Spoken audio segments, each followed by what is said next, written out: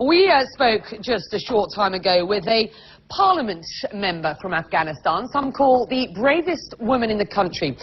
Malalai Joya defies countless death threats to openly criticize warlords and push for true democracy. It's been wonderful that Malalai Joya has been able to make many stops in the Boston area, and we felt it was important to have something right here in Dorchester. We in Dorchester People for Peace have been organizing against the war in Afghanistan for 8 years now. I'm sure if they do not stop this war crime, do not leave voluntarily, they will face more resistance of my people, and as long as they are there, they have this kind of tragic drama. They want to, through this tragic drama, give legitimacy to their puppet regime. I was born in Afghanistan, and we moved in the United States in 1989.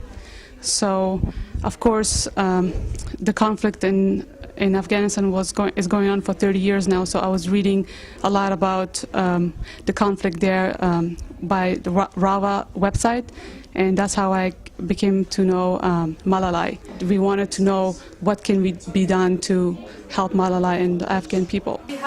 But as long as these troops in power, no hope to come positive changes in the life of the men and women of my country. But do not be misunderstood. I didn't told you never.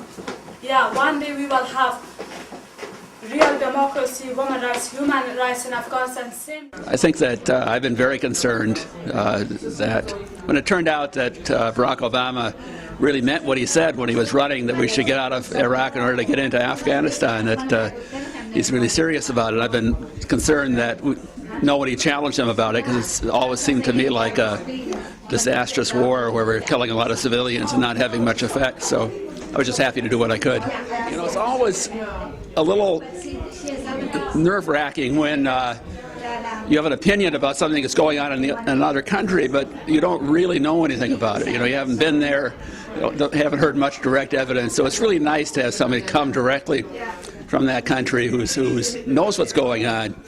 I came to be here today because I'm an Iraq veteran, and I worked with a group called Iraq Veterans Against the War for quite a while. I thought it was what every American needs to hear about our involvement. What made you decide to write the book? But the sorrows and pain of my people reflect in this book. While I believe that books is not enough to write about the deep tragedy of my country, especially the 30-year war.